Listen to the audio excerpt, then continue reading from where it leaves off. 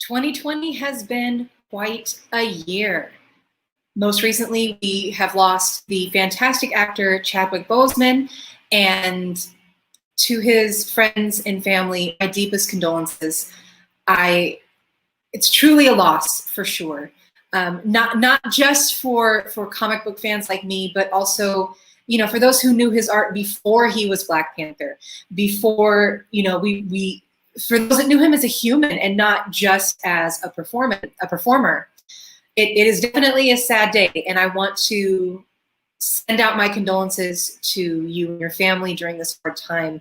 I think it is remarkable that he was able to keep his diagnosis secret in face of all the haters that he had about his weight loss and things like that. And instead of shaming them publicly and opening up about his health status, he was able to keep that a secret until it finally took his life. And I think that's incredible. It shows the kind of person that he was. So I'm very grateful for the art that he brought to the world, and I'm very sad that he is no longer with us. Something he did for the mantle of Black Panther in particular, he was able to bring a superhero to life so that little boys had a role model that looked like them. And I think that's important because it's not prevalent in mainstream media. Usually when a hero is of color, is a Black man, it's usually tainted by something. They're a gangster, they're a criminal, they're overcoming something. And I think it's very important that we have more superheroes for little boys and little girls to look up to, which is kind of a segue, if I may say, into today's discussion. I was talking with my boyfriend the other day after Boseman passed, and I know him through Black Panther. That is the way that I know him. And we were talking about what happens next with Black Panther. We know that it is unlikely that they're going to stop the franchise, and I don't think they should. I think that it should absolutely continue on. But something that I said was that I did not want, I definitely did not want them to, sorry, I'm using StreamYard for the first time. If that popped up on the bottom of the screen, it's brand new for me. Sorry. Anyway, something I said that I didn't want to happen. I don't want them to recast T'Challa. I don't, just period. Anytime an actor is recast in any franchise, it tends to cheapen the role. And that across almost all franchises. If you're watching this and you have a better suggestion, I have yet to see a recast done that was better than the original. A couple of examples. When Rhodey was recast in a Marvel franchise, I thought the character lost its depth, not because the actor is a bad actor, but just because it's not who we knew originally. And, when we first watch something, we get it in our head of who that person is and we relate them to the character. And then when something happens and they're recast, it cheapens the role. And another example, Albus Dumbledore in the Harry Potter series. Unfortunately, the original actor passed away after the second movie, and they recast it because they're in the middle of a contract. They've got 5 more movies to make. So they had to recast an iconic character. And Dumbledore was just never the same, in my opinion, afterward. The replacement did a great job. I don't know anybody's names. I'm sorry. I'm horrible with names. I think they did a great job for what they had, but it wasn't as good as the original. Another great example. Let's keep with the comic book theory here. Batman. We can talk about Batman. Tim Burton's Michael Keaton, I thought, was a decent Bruce Wayne. He was compelling to watch. I loved it. Then we go 2 movies down and they recast, my brain stopped. They recast Bruce Wayne with Val Kilmer. Not as bad as the next recasting, but I still look at Michael Keaton as my favorite Bruce Wayne. Val Kilmer he was good. He was not as bad as George Clooney. Definitely Razzie Award worthy, but it brings me back to the point that recasting, regardless of how good the actor is never the same as the original casting. Then we go to the Nolan version of Batman, where getting everybody's names. Bruce Wayne was recasted again, and I've had this argument with a couple of friends of mine that these are the best Batman movies ever. He was the greatest Bruce Wayne. And I often look at them and I argue that we did not enjoy those movies because of Bruce Wayne. We enjoyed those movies because of the villains in those movies. Specifically in The Dark Knight and The Dark Knight Rises, Heath Ledger was an icon. One of my favorite Jokers of all time. Very close second to Jack Nicholson, sometimes my preferred character, but I'm also a huge Joker fan, so that's important to say. But then we get to The Dark Knight Rises, and we have Tom Hardy as Bane, an amazing portrayal.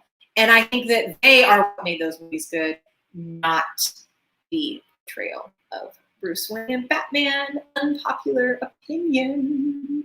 Had to start with a friend. They're like, those movies were great. And I'm like, really? Who was the bad guy in the first one? Had to pause for a minute and actively had to ask them, like, do you remember that Liam Neeson was in that movie? Exactly. Take it back. You're wrong. I think it was fun for what it was, but it's not my favorite. Anyway, I digress.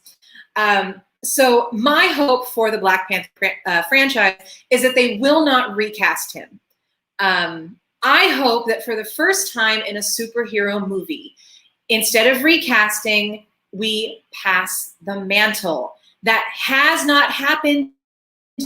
I believe it's coming up with the Falcon taking on the role of Captain America, and I'd love to see that. But we've yet to see an actual passing of a mantle of a superhero in movies. Now, I could be completely wrong. If you're in the comments and you happen to know of a franchise that was passed as opposed to being recasted, please let me know. But we've never seen it with Batman. We haven't seen it yet with Captain America. I'm hoping that that's what happens in the Falcon and the Winter Soldier series coming up, but I don't know for sure. I'm assuming that's what's happening. But with Black Panther, I would like to see the mantle passed as opposed to, I guess it did pass from father to son. Okay, there is that. But instead of having that character recasted, I really hope that we pass it along to someone else instead of trying to cheapen the role by adding someone else. That's my opinion on that. And that conversation led into, well, who would it go to? That's a fantastic question. And we agreed in this conversation we both agreed that we would love to see it go to his sister Shuri. I'm probably pronouncing her name wrong, forgive me. And watching that role take on. Now, he said that he thinks it would be an amazing thing, and I agree. I don't think it's going to happen. And I'm about to explain why. I don't think it's going to happen, mostly because I don't, as ripe as we are for it, I don't think mainstream media, particularly Disney, is going to allow the role of a powerful superhero that is an icon to be passed to a powerful, intelligent, strong Black woman. That's not my bias. That's just my statement of how mainstream media is. I don't think that's going to happen. I think it should. I think that should be the answer. But I more than likely they're going to recast the role, and that makes me very sad. But I think it should be passed to the sister because I think that that would be amazing. It would be revolutionary in the concept of passing a mantle from sibling to sibling, which I don't think has ever happened before. And making a female-centered superhero movie that's actually good. That would be a change. Now, if we compare the two companies, we do have, in DC Comics, they had Wonder Woman. Awesome. Then we had some nonsense like Suicide Squad and Birds of Prey. I happen to be a Suicide Squad fan, but that is because I'm a huge Harley Quinn and Joker fan. But then Birds of Prey completely tanked. Then we have on the DC side, the only female superhero-centered movie that they had was Captain Marvel. And I think everybody agrees that that felt like a cop-out. 100% just a throwaway, because they needed her as an ex machina a Deus ex machina in Endgame. So I think most people agree with me on that. I could be wrong. If you disagree, let me know. So I would love to see Shuri take the mantle of Black Panther. I think that would be an amazing step towards giving little girls a superhero to look up to, and giving little girls that are Black a superhero they can look up to, which brought us to another conversation. I'm sorry, I'm totally segueing here. Which brought us to another conversation about Disney princesses, because Marvel and Disney, and as well as Lucasfilms, Star Wars, are now all one entity.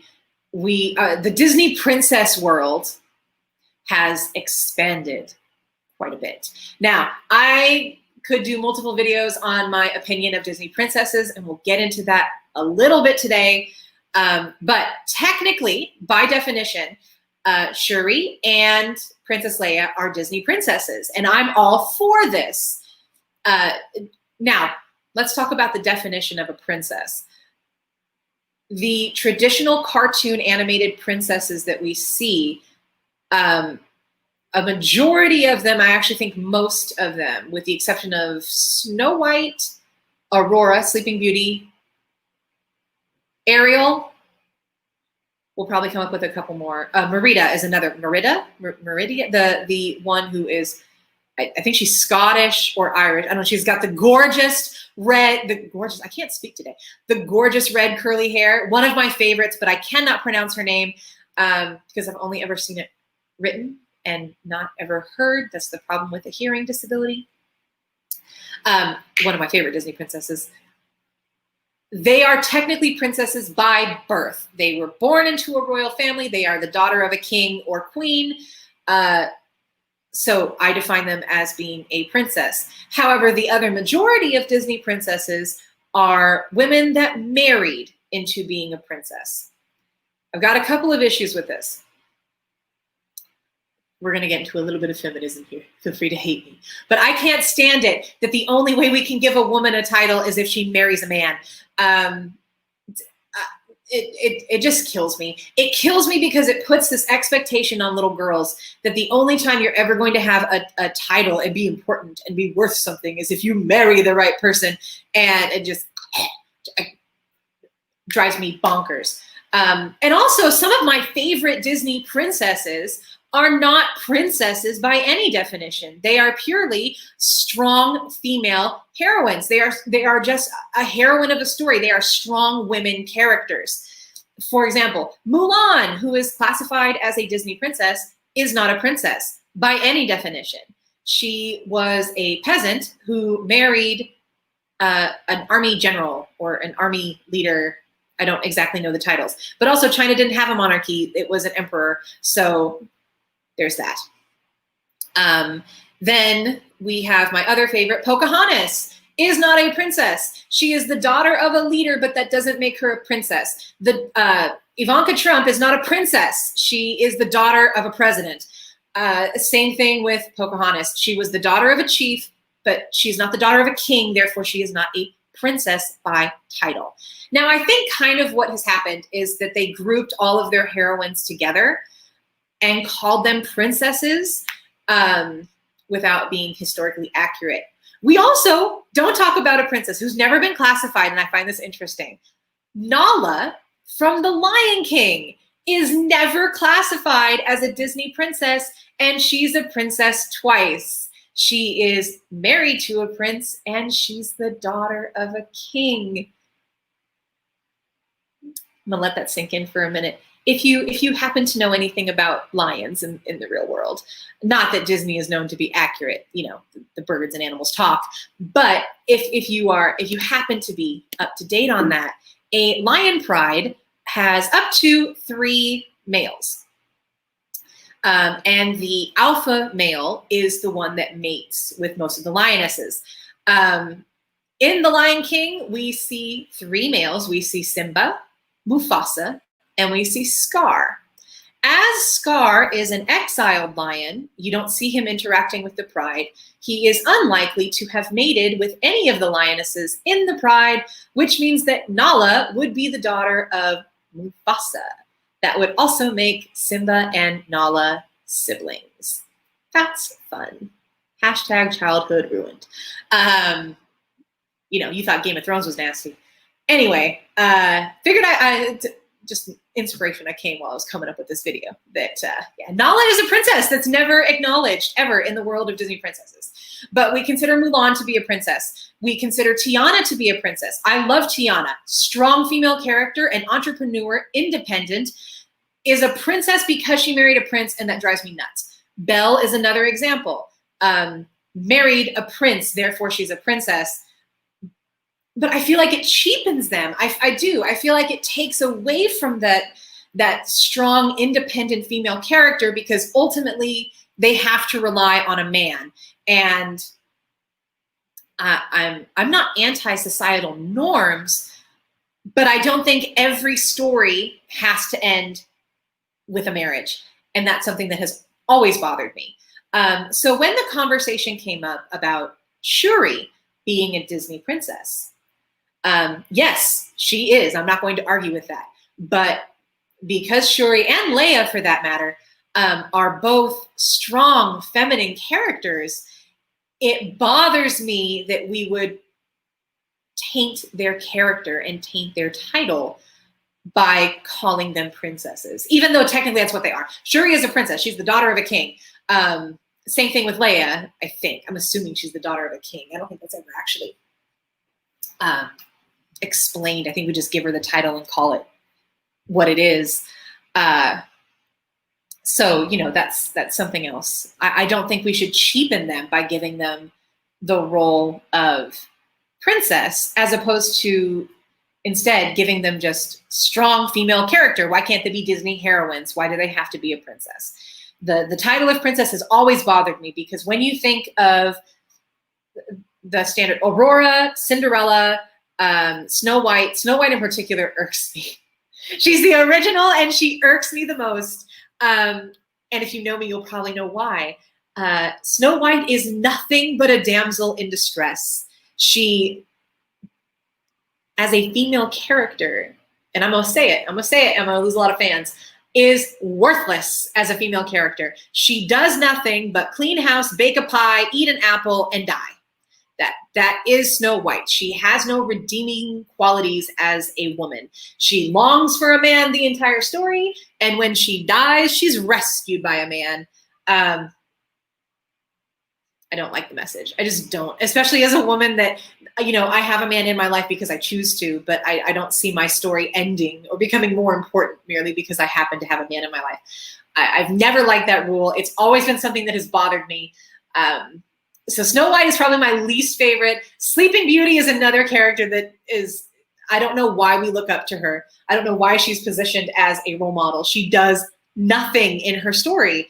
If you think about it, and I'm not talking about the Grimm fairy tales, I'm talking about the Disney envisioned stories, the cartoons that we see. Do you even remember Sleeping Beauty? No, you probably remember Prince Philip fighting the dragon. Very cool. Maleficent, another amazing character. I look up to the villains more than I do the princesses, because at least the villains were worthwhile. You think of the three fairies, Flora, Fauna, and Merryweather, and their fight over the pink and blue dress. But what do you think of Aurora? Like, for real, worthless princess. Cinderella is not much better. Now, they have redeemed themselves in my eyes with the live action Cinderella. I thought that was much more of a depth of character. I did enjoy that. And there's also been a million different versions of Cinderella over time. My favorite is Drew Barrymore's Ever After. Nowhere near historically accurate, but it's fun to watch, and it takes out the magic part, because Cinderella is rescued by not only a prince, but magic as well, because we're incapable of helping ourselves. This is just a total rant. So yes, with Cinderella, Aurora, the people who were born, Ariel is a little better. actually not a lot better, but she's a little better. Her story is at least focused on her trying to reach a goal. That goal, unfortunately, is getting a man that she saw once at the age of 16 that she wants to marry instantly. Love at first sight stuff. The rest of them are just like damsels in distress. The ones that I like the most, Belle is my favorite Disney princess.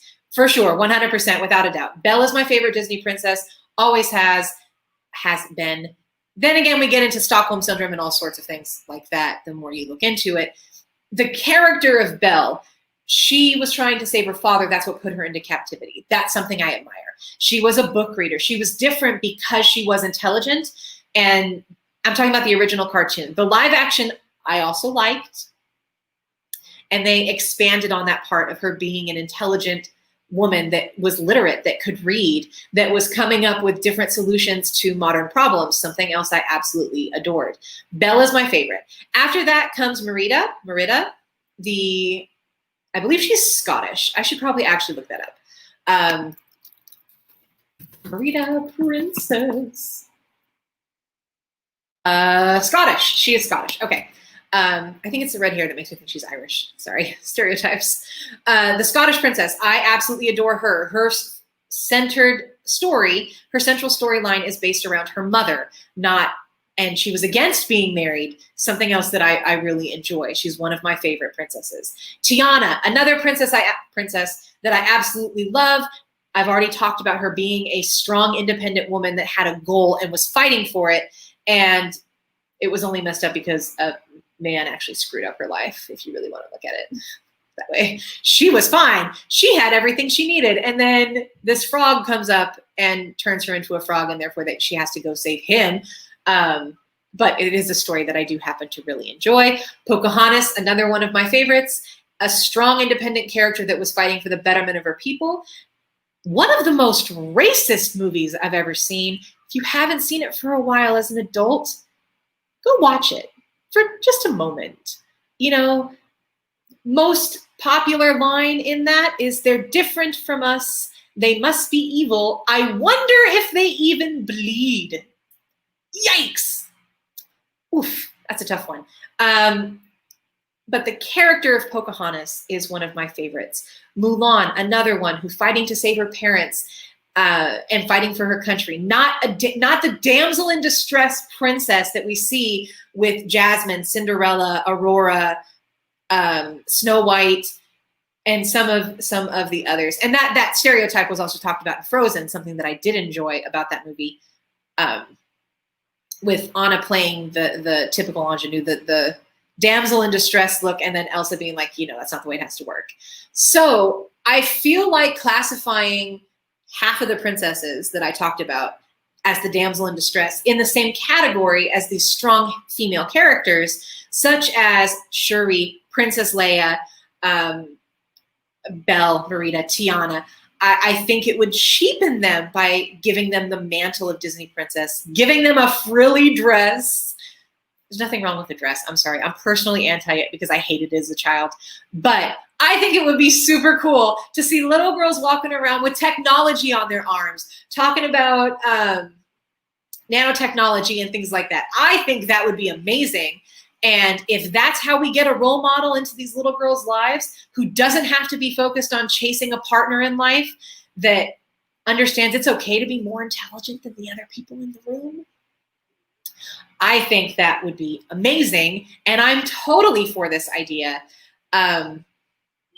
So to sum up this whole conversation, my condolences to Boseman's family, for Disney and Marvel as you think about what to do with what's next in this franchise. I recommend, and I know people that also recommend, passing the Black Panther mantle onto his sister, because we need a strong, powerful woman as a superhero. And please, for the love of all comics, put some effort into it. Don't shun it off like y'all did Captain Marvel, because that was rough, guys. Like, for real. Do her justice, and that's what I think should happen. That's my opinion. So thank you all very much for spending your Sunday afternoon, evening, depending on what part of the world you're in. Thank you for spending it listening to me rant. This was actually really fun. I may do more videos focused on this kind of topic, not the death of a celebrity. We don't need that kind of morosity in the world. But Disney princesses and that fine-tuned thing, it is something that I enjoy discussing. I can get on my little high horse and rant about that forever. Thank you. Please give this a like and subscribe. I'm always looking for new ideas. If you have a video topic you'd like me to discuss, opinions, if you'd like to be on my channel, send me a message, send me a comment. I do read them. I do respond to them.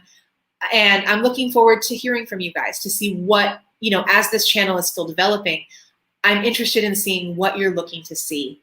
So thank you so much for joining me this evening. And I hope you're all staying safe and staying healthy. And yeah, we'll wrap it up there. I will see everybody next time. All right? Bye-bye.